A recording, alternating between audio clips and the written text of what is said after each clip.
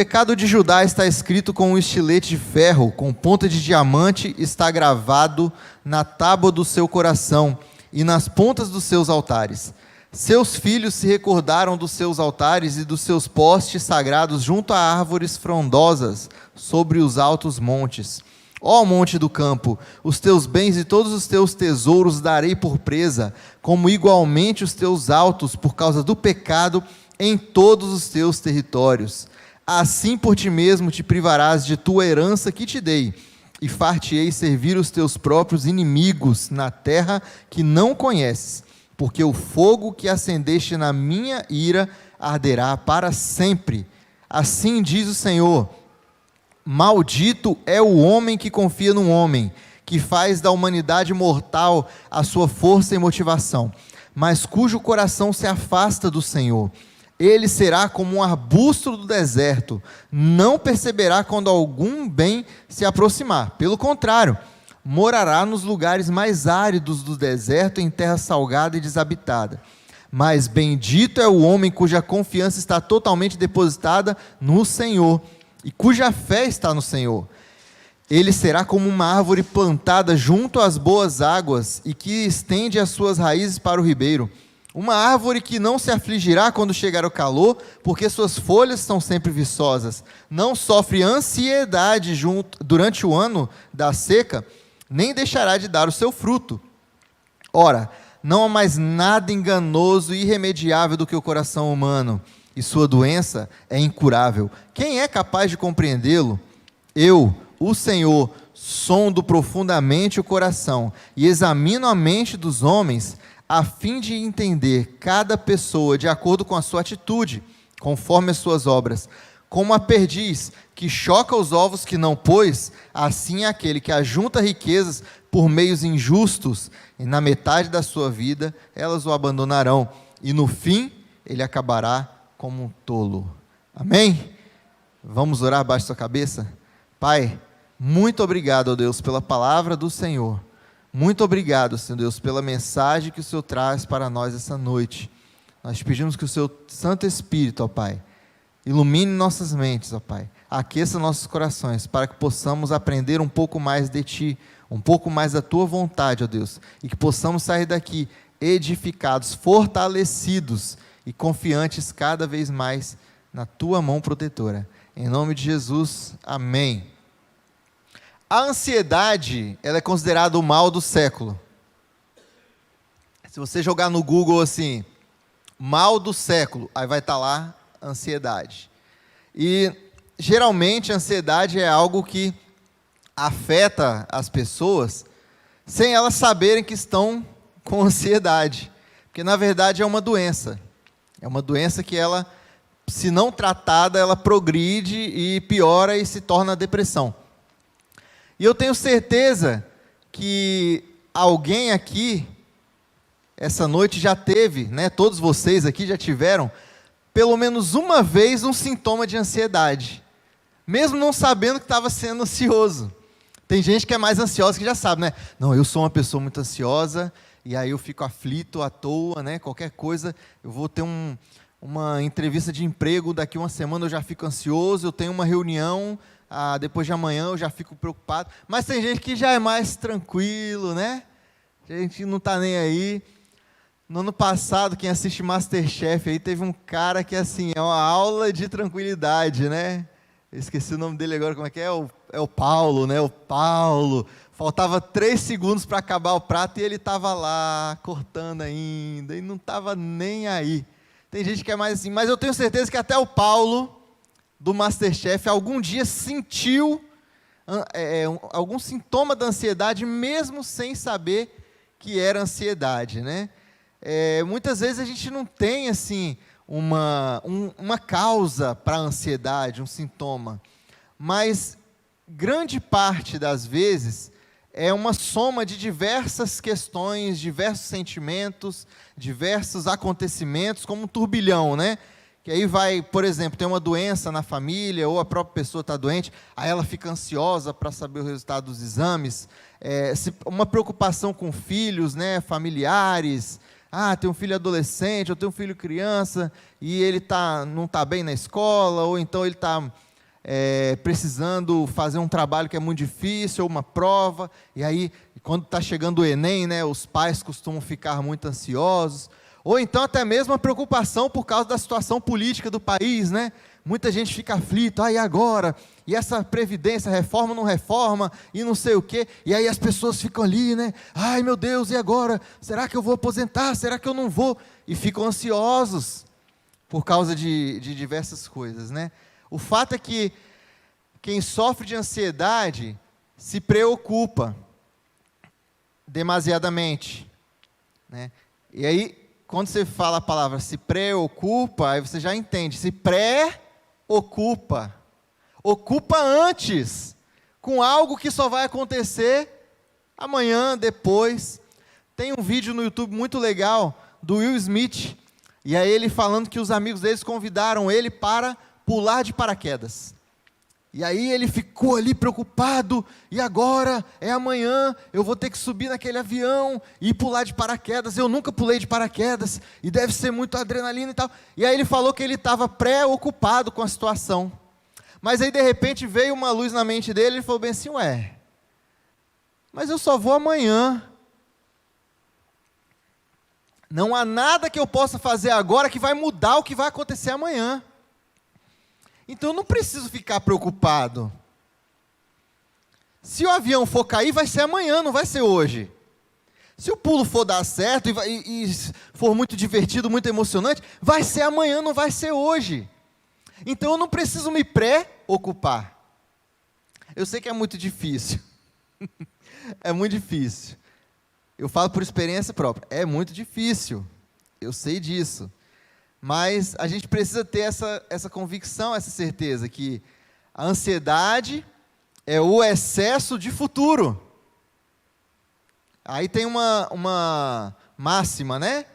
Que diz que a ansiedade é o excesso de futuro, a depressão é o excesso de passado.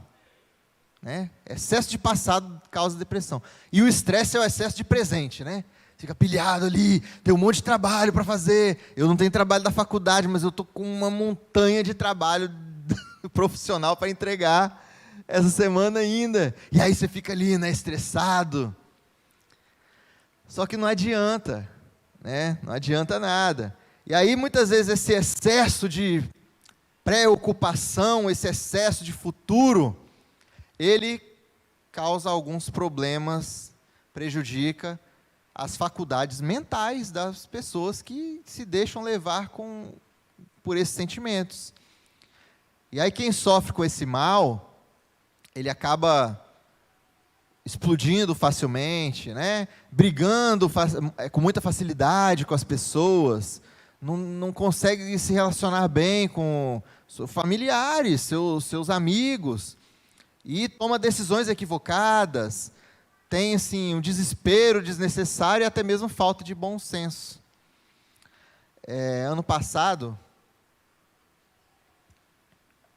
mais precisamente no finalzinho de janeiro e início de fevereiro, aí Paola estava grávida, assim, já quase ganhando neném, né? Quase o Vicente ia nascer. E eu estava extremamente ansioso, muito ansioso. 2017 foi um ano muito difícil e foi um ano muito bom para mim, mas tiveram inúmeros acontecimentos que, assim, me deixaram... Eu entrei em parafuso. E aí entrou 2018 e eu estava extremamente ansioso. Aí eu comecei preocupado, o neném vai nascer. Aí, olha a doideira, né, da pessoa ansiosa, né, quando não está bem controlado ali. Meu carro é pequeno, não vai caber. E eu tinha um sedã, né? Não vai caber 3 crianças. Na hora de sair com o carrinho, o porta-mala vai ficar lotado, não vai caber, e não vai caber, e não vai caber. Aí eu, 3 horas da manhã, sem conseguir dormir, abri o OLX e comecei a olhar. E falta ainda 6 prestações, eu comprei o carro quase zero, o carro estava novinho ainda. Faltava só 6 prestações para eu terminar de pagar. Estava quase acabando. Não, eu preciso de um carro maior, preciso de um carro maior. Quanto vale meu carro hoje, tirando o valor das prestações? Ah, vale tanto. Aí eu achei um carro naquele valor ali, fui lá mandar mensagem. Você aceita trocar? Aceito, vem aqui amanhã. Aí eu fui, fiz a maior burrada da minha vida. Resumindo a situação, eu peguei um carro grandão, que me deu tanto prejuízo, era velho, quebrou um monte de vezes. Somando o prejuízo que eu tomei com aquele carro em menos de um ano, porque eu peguei em fevereiro, em outubro eu mandei ele embora, dava para eu pagar 3 vezes as prestações que faltavam do outro carro. Ou seja, eu joguei fora um carro ano passado. Aí eu fui na loja, né, e peguei um carro, comecei a pagar do zero agora, assim, do zero assim, eu dei uma entrada com outro carro, um troquinho, né, e comecei um carnê novo. E aí agora faltam 3 anos quase para eu terminar de pagar esse novo, que é mais velho do que o anterior que eu tinha, e é pequeno. Eu tinha um Logan, e agora eu estou com um Fiat Uno. Aí para você ver o que a ansiedade faz na vida da pessoa, sem contar o prejuízo, né? Então, assim, é um dos maiores malefícios da atualidade, é a ansiedade. E na vida da igreja não é diferente, né? Tem diversas situações, a igreja tem diversas coisas para fazer, e a gente tem que abençoar a Yasmin, e a gente tem que reformar o departamento infantil, e tem que construir a rampa, e tem que levar cesta básica para as pessoas que estão necessitadas, e tem que intensificar o trabalho no projeto social, e tem que evangelizar também, né? Porque tudo isso faz parte do evangelismo, e isso acaba a gente tirando um pouco o foco da confiança em Deus e colocando a confiança nas coisas, no recurso, nas pessoas, né, na situação, no braço. Em vez de confiar no braço de Deus, eu passo a confiar no meu braço. E às vezes a gente acha, né, como foi a situação lá do carro que aconteceu comigo, eu tinha certeza que eu estava fazendo algo assim, debaixo da vontade de Deus, né? Vai ver, Deus queria me dar uma lição. Mas se eu tivesse pensado um pouquinho, eu tinha tido essa lição de outra forma.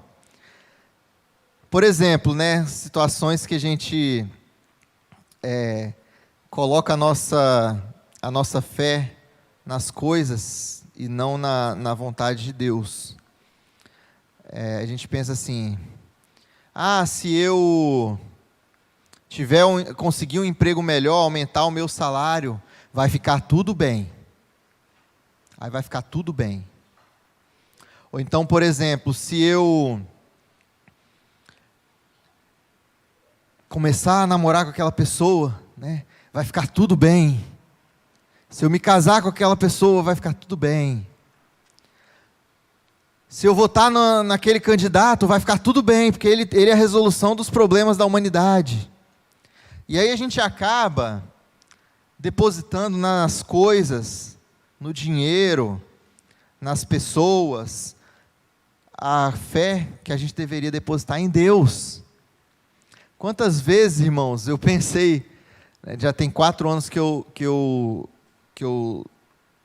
não sou funcionário mais, né, eu tenho meu negócio e tudo, minha consultoria, e quantas vezes eu pensei assim, nossa, se eu conseguir esse cliente, vai ser o resultado, vai ser a solução dos meus problemas. Aí aquele cliente veio, só me deu dor de cabeça, me deu prejuízo. Tem um que está na justiça até hoje, deu cheque sem fundo, não sei nem quanto que eu vou receber.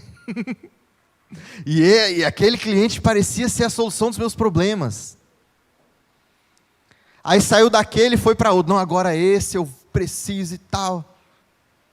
E passa dia após dia, passa ano após ano, e a gente acaba, quando bota a cabeça para funcionar, acaba entendendo que na verdade não era o cliente A ou B ou X, não era o candidato tal. A única solução que a gente tem para os nossos problemas é confiar em Deus, é celebrar a vida. E quando a gente está com esse problema de excesso de futuro, a gente não celebra o presente, o hoje, que o nome já diz, é um presente de Deus para nós. E aí você acaba chegando um momento olhando para trás, falando, caramba, olha só, quanta coisa boa já aconteceu. Você para pensar. Hoje em dia é muito legal, né? O celular, você tira a foto e ele já joga para a nuvem.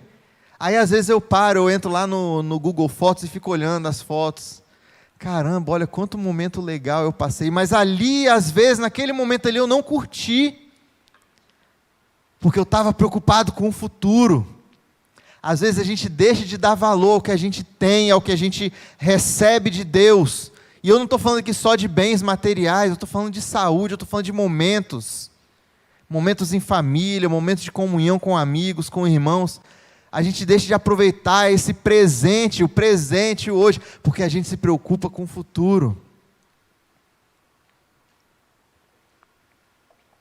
E aí eu falei o exemplo da política, né? E falei que a ansiedade é o mal do século. Mas, na verdade, a ansiedade já era algo que reinava naquele período que a gente leu aqui em Jeremias 17. O problema, a questão política foi o que deu start nos problemas lá de Judá. Aí você pensa, o cara começou a falar de ansiedade, não tem nada a ver com o que a gente leu. Tem tudo a ver. Tem tudo a ver. Jeremias, ele viveu, né, em Judá. E da última vez que eu tive aqui, eu expliquei, né, que o reino, a nação de Israel, ela foi dividida. E o pastor Manu já falou várias vezes aqui também. Ela já foi dividida entre o reino do norte e o reino do sul. O norte, a capital, Samaria, que chamava, o norte era Israel, né? E o sul era chamado de Judá. Capital, Jerusalém. Jeremias viveu aí em 600 e pouco a 500 e pouco antes de Cristo, na época que o povo do norte já tinha sido levado cativo pelos assírios. Assírios era aquele povo malvado, que eram as vespas, né? Que vinham lá e furavam com as lanças as pessoas.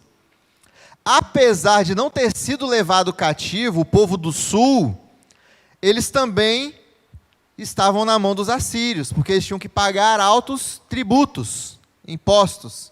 Os assírios passavam lá, e falavam assim, manda um dinheirinho para vocês não irem lá ficar com seus irmãozinhos, que estão presos lá, né?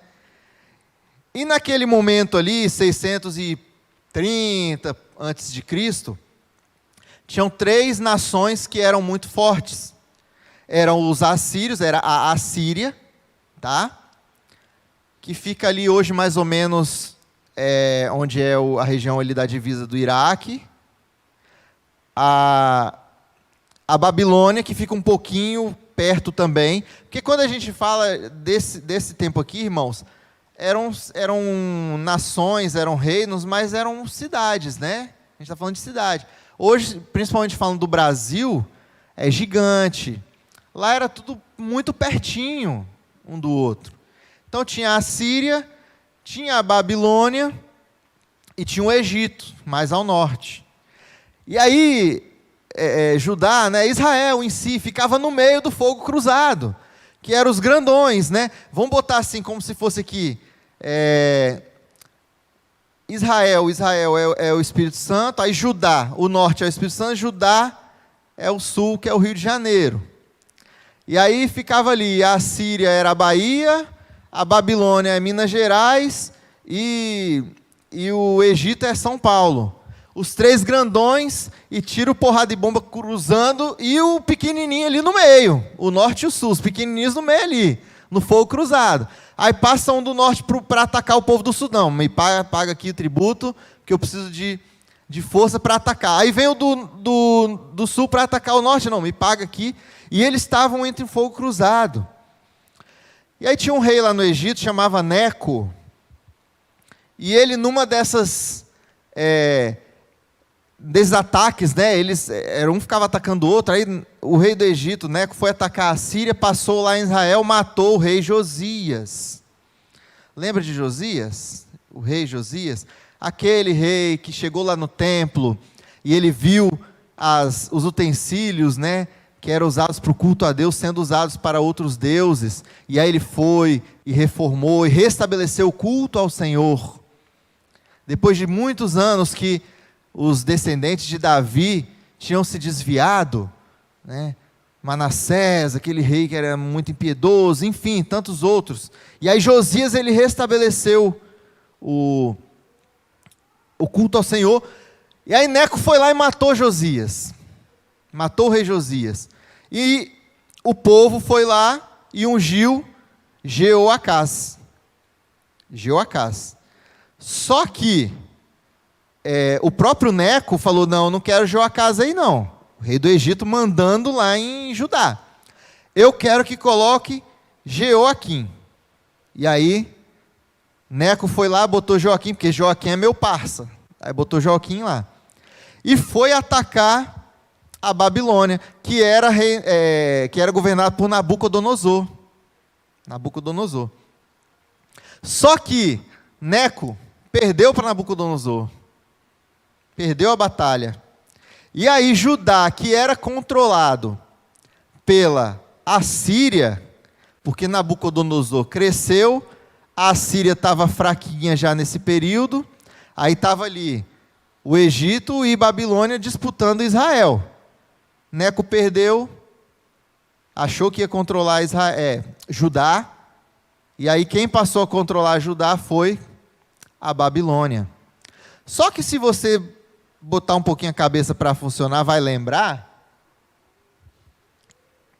que o povo de Israel tinha ficado escravo lá no Egito. E Deus tirou o povo do Egito. Deus libertou o povo da escravidão do Egito. Então agora Deus meio que usou a Babilônia para livrar novamente o povo judeu da escravidão do Egito. E Jeremias enxergou isso. Ele enxergou, não, aqui é uma vitória para nós mesmos, né? A gente sendo tão pequenininho, Deus usou o ímpio, a Babilônia, para nos livrar de um novo cativeiro no Egito. Porém, com medo de serem levados cativos novamente, começaram, né, como aconteceu com o pessoal do norte, começaram a surgir alguns profetas lá em Judá, pregando que a gente precisa fechar uma parceria com o Egito. Nós precisamos. E aí começaram a encher a cabeça do rei. E eles começaram a pensar, não, a nossa única salvação é o Egito. A nossa única salvação é fechar com eles, porque eles são fortes, eles estão aqui perto. E aí aconteceu que, né,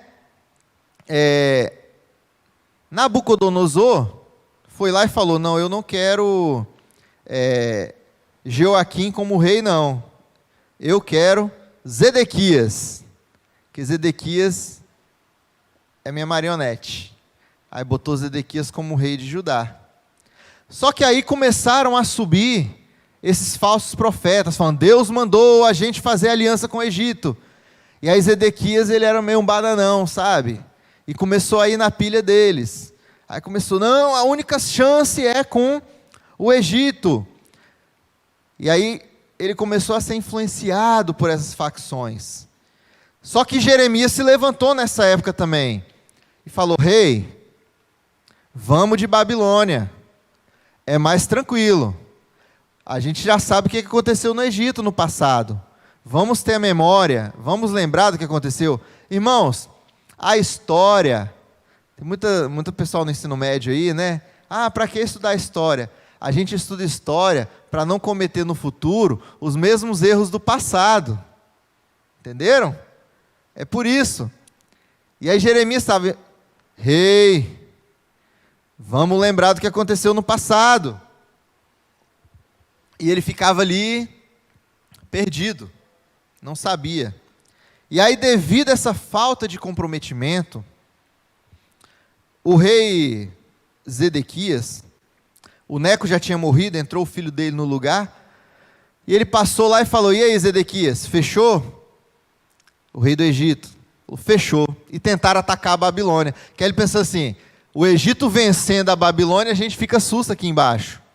Só que não foi isso que aconteceu. Nabucodonosor era mais forte, venceu o Egito, e aí, por causa dessa falta de compromisso com Deus e com a Babilônia, né, que Zedequias não fechou, Nabucodonosor falou: vocês estão querendo fazer parceria com o Egito?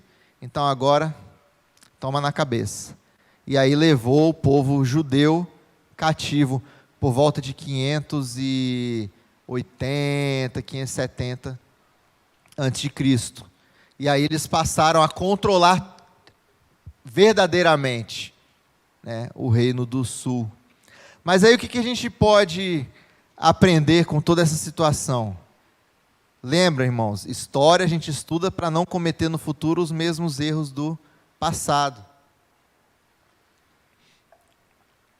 Primeiro lugar, quem confia em Deus não é destruído pelo pecado. Versículos 1 e 2 fala bem assim, o pecado de Judá está escrito como um estilete de ferro, com ponta de diamante está gravado na tábua do seu coração e nas pontas dos teus altares. Seus filhos se recordaram dos seus altares e dos postes sagrados junto às árvores frondosas sobre os altos montes. O povo judeu voltou à idolatria que eles aprenderam lá no Egito e abandonaram novamente a presença de Deus, abandonaram novamente o culto ao Senhor. Então, ao se relacionar com os egípcios, né, e também com os babilônicos que eram idólatras, a idolatria voltou a ser praticada predominantemente em Judá. Tanto que Jeremias chegou a ser preso como traidor, porque quem mandava lá eram os falsos profetas. Só que se Zedequias tivesse confiado em Deus, não teria sido destruído pelo pecado, não teria permitido que a idolatria dominasse, não teria permitido, teria falado assim: não, a gente confia no Senhor. Ele teria lembrado que tantas vezes que o povo de Israel ia guerrear e colocava Deus à frente, eles eram vitoriosos. Ele teria lembrado que foi a mão forte do Senhor, através de Moisés, que tirou eles do cativeiro do Egito. Mas só que o pecado destrói, a idolatria destrói, e por isso eles caíram. Segundo ponto, quem confia em Deus não perde sua herança. Aí você vai lá nos versículos 3 e 4. Ó monte do campo, os teus bens e todos os teus tesouros darei por presa, como igualmente os teus altares, por causa do pecado, em todos os teus territórios. Assim por ti mesmo, te privarás da tua herança que te dei. Far-te-ei servir os teus próprios inimigos, na terra que não conheces, porque o fogo que acendeste na minha ira arderá para sempre. O pecado e a falta de confiança em Deus acabam com qualquer riqueza. Não adianta, irmão, você achar que vai fazer tudo por conta própria. Quando você confia em Deus, mesmo em meio às dificuldades, mesmo aí a gente está falando de financeiro mesmo, né? Mesmo em meio às dificuldades financeiras, a gente consegue prosperar. Agora, quem não confia em Deus, perde a herança, perde a riqueza, até mesmo aquela riqueza que foi Deus que deu. Lembra do carro novo que eu perdi? Deus me deu um carro novo, eu fui lá e não confiei nele, fiquei preocupado, perdi um carro novo. Quem confia em Deus não perde a sua herança. Quem confia em Deus tem a sua riqueza preservada, mesmo ela sendo pouquinho, e mesmo ela sendo muito, tem a sua riqueza preservada, porque Deus, Ele é sábio, e Ele nos dá a sabedoria, Ele nos dá o entendimento. Terceiro ponto, que quem confia em Deus, não confia em si mesmo, ou nas alianças obscuras, né? Por mais tenebroso que possa parecer o futuro, a nossa força, ela vem do Senhor, e as nossas decisões precisam ser pautadas na vontade dEle. Versículos 5 a 8. Assim diz o Senhor: maldito é o homem que confia no homem, que faz da humanidade mortal a sua força e motivação, mas cujo coração se afasta do Senhor. Ele será como um arbusto no deserto, não perceberá quando algum bem se aproximar. Pelo contrário, morará nos lugares mais áridos no deserto, em terra salgada e desabitada. Maldito o homem que confia no homem. Aí a gente muitas vezes aplica, né? Ah, maldito o homem que confia no outro homem. Maldito o homem que confia no homem. Que confia em si mesmo. Que não coloca nas mãos de Deus as suas decisões. Acaba quebrando a cara. Acaba quebrando a cara. O que aconteceu quando Deus fez a promessa para Abraão, que ele seria o pai de uma grande nação? E aí Abraão pensou: nossa, mas eu sou velho e Sara também. Aí Sara foi lá e não confiou em Deus e falou o quê? Não, vai lá, vai com a escrava. Aí ele foi com a escrava. E até hoje existe guerra por causa daquela decisão. Até hoje existe guerra por causa daquela decisão. E sabe quando isso vai acabar? Nunca. Só quando Jesus voltar. Essa guerra jamais vai acabar. Porque foi decisão humana. Não houve confiança em Deus. Aí continua: mas bendito é o homem cuja confiança está totalmente depositada no Senhor, e cuja fé está no Senhor. Ele será como uma árvore plantada junto às boas águas, e que estende suas raízes para o ribeiro, uma árvore que não se afligirá quando chega o calor, porque suas folhas estão sempre viçosas, não sofre ansiedade durante o ano de seca, nem deixará de dar o seu fruto. Aí sabe o que aconteceu esse ano? Virou dezembro, né? Aí, em janeiro desse ano, aí eu comecei a pensar: e aí, eu vou ser ansioso igual ano passado ou eu vou deixar Deus agir? Aí deixei Deus agir. Comecei a trabalhar normalmente, ano novo, mas o trabalho continuou. Viajei no meu aniversário, passeei, deixei Deus agir, as coisas foram acontecendo, coloquei minha confiança no Senhor, e eu acho que eu nunca tive um início de ano tão próspero igual 2019. Sendo que, na minha planilha financeira, né, na minha perspectiva financeira, estava igualzinho o ano passado. Mas quando a gente coloca a confiança no Senhor, pode até passar a seca, mas a gente não seca. Pode estar até o pau quebrando lá fora. E esse ano o pau está quebrando.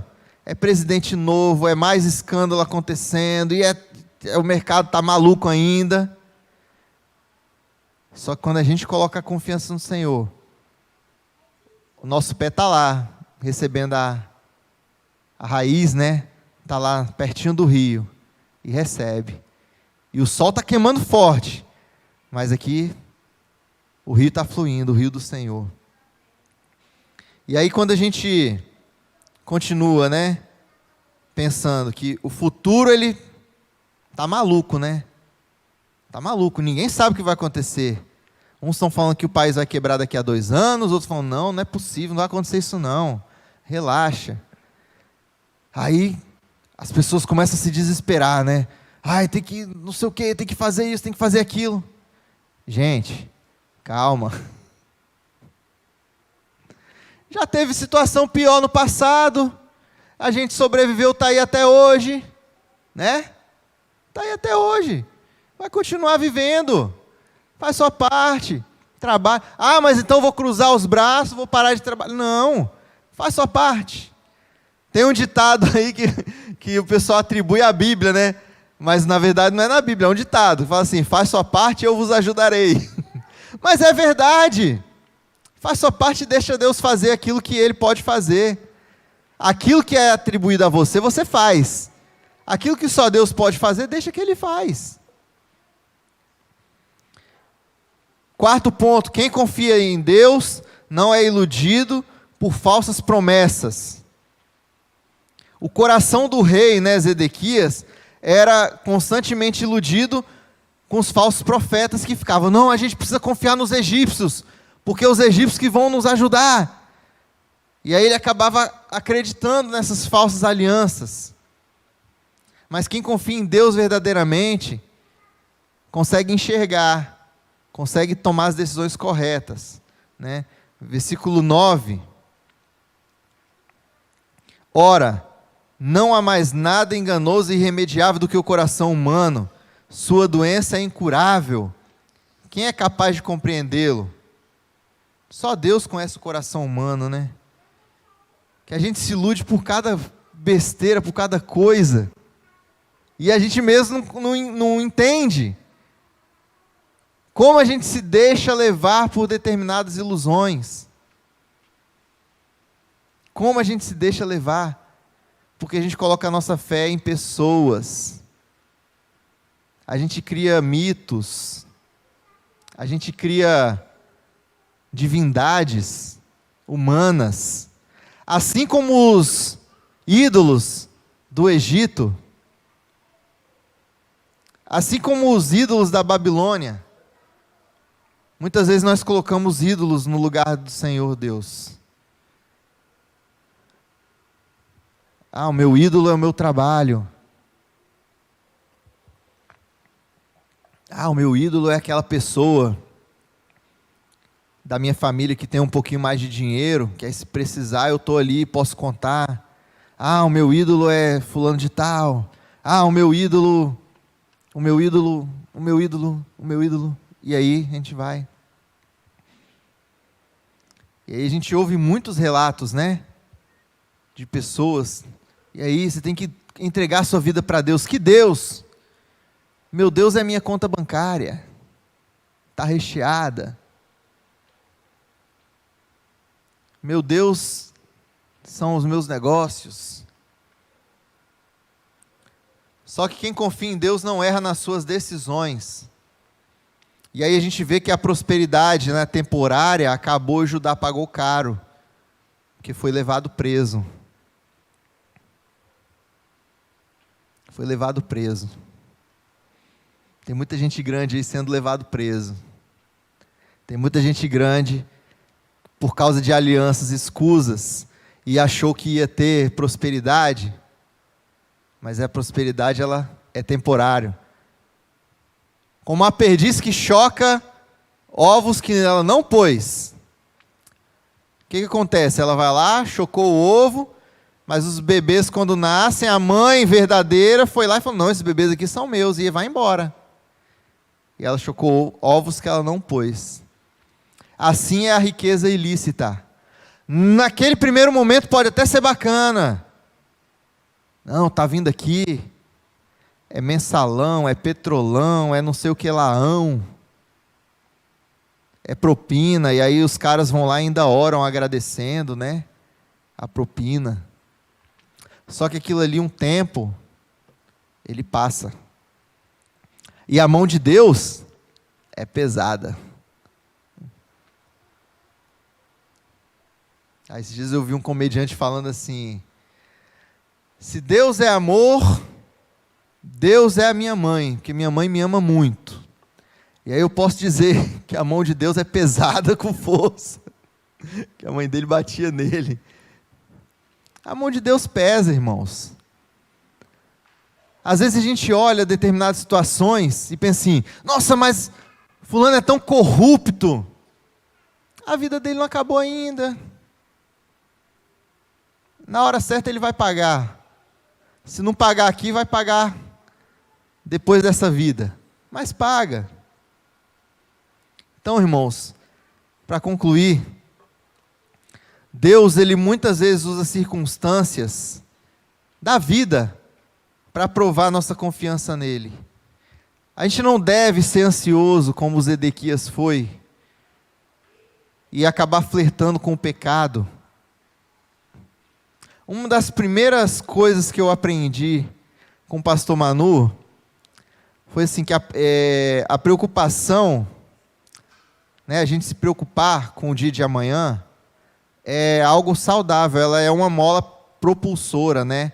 Que eu tenho que preocupar, eu tenho que trabalhar, eu tenho que ser ativo, eu tenho que pensar que eu tenho 3 filhos, o que eu vou deixar de legado, de ensino, de patrimônio. É algo bom, é algo positivo. Mas o excesso de preocupação, a ansiedade, ela acaba sendo prejudicial, porque quando eu estou ansioso, eu não confio em Deus. Zedequias deixou que a sua ansiedade tirasse sua confiança em Deus. Então, nossa vida, mesmo em meio a dificuldades, ela precisa ser baseada na certeza de que o preço já foi pago. Nossa vitória em Cristo está garantida. Então, a gente precisa celebrar a vida. A gente precisa se alegrar. A gente precisa viver os pequenos momentos. Celebrar as pequenas conquistas. Quando o Vicente deu os primeiros passos, ele estava com 9 meses, estava um calor, e eu não tenho ar-condicionado lá no meu escritório, que é em casa, né? Na minha casa. Aí o que eu fiz? Estava calor, as crianças de férias, acho que minha sogra estava lá em casa também, se eu não me engano, tinha tudo para eu estar assim, super estressado, e eu estava trabalhando. Botei o computador na mesa da sala, o notebook na mesa da sala, e estou ali trabalhando. Aí tem sogra de um lado, criança do outro, televisão do outro, e tudo. Aí de repente, não, Bianca não estava não, porque estava de férias. Tava as crianças de férias, Paola de férias, né? E eu aqui trabalhando. Aí que eu olho para o lado, está aquele auê todo. Aí Vicente em pé. E eu aqui sentado. Eu devia estar o quê? Eu poderia estar super nervoso. Ai meu Deus, porque eu não tive dinheiro ainda para botar um ar-condicionado no meu escritório. Eu estou aqui nesse calor, no meio dessa bagunça. Aí que eu olhei para o lado, o Vicente estava em pé. Aí eu falei assim, Vicente, vem. Aí ele andou. Cara, não tem preço que pague isso. Não tem ar-condicionado que pague essa emoção. Não tem, irmãos. Não tem. Aí a gente tem que celebrar, a gente tem que se alegrar. A gente tem que viver a vida. Confiando em Deus. Confiando. Ah, se no próximo verão tiver dinheiro para botar o ar-condicionado, amém. Se não tiver, amém também. Eu vou trabalhar na sala. Aí quem sabe eu não vejo uma outra coisa deles, né? Quem sabe? É isso que a gente tem que celebrar. É isso. Porque o dia de amanhã pertence a Deus. Se amanhã eu morrer, eu tenho a certeza de que eu vou estar com Deus. Então, enquanto eu estou aqui, enquanto você está aqui, celebra. Cristo já pagou o preço. Agora, se você não tem essa certeza, aí você precisa se preocupar. Se você não tem essa certeza, aí você tem motivo para ter ansiedade. Porque você não sabe para onde você vai. Você não sabe se você morrer amanhã, onde você vai estar. Então, se você não tem a certeza, eu convido você a passar a ter. A deixar Deus agir. A deixar essa vida em abundância. E aí ele mesmo falou, né? Eu vim para que vocês tenham vida e vida em abundância. E foi algo que eu aprendi também, que essa palavra, lá na Bíblia, ela é do grego zoe. Lembra do zoedense que tinha aqui na igreja? Então, zoe era essa palavra, essa vida em abundância. Não é a vida bios, da biologia, a vida biológica. É uma vida de qualidade. É uma vida que você está trabalhando, olha para o lado e vê seu filho dando os primeiros passos, e você fica feliz por isso. em vez de ficar irritado que está calor, está bagunça, tem gato, cachorro, papagaio, periquito ali zoando no seu ouvido. Isso é que é qualidade de vida. Então eu convido a você a celebrar a vida, a confiar em Cristo, a se alegrar, a confiar em Deus, porque o preço já foi pago.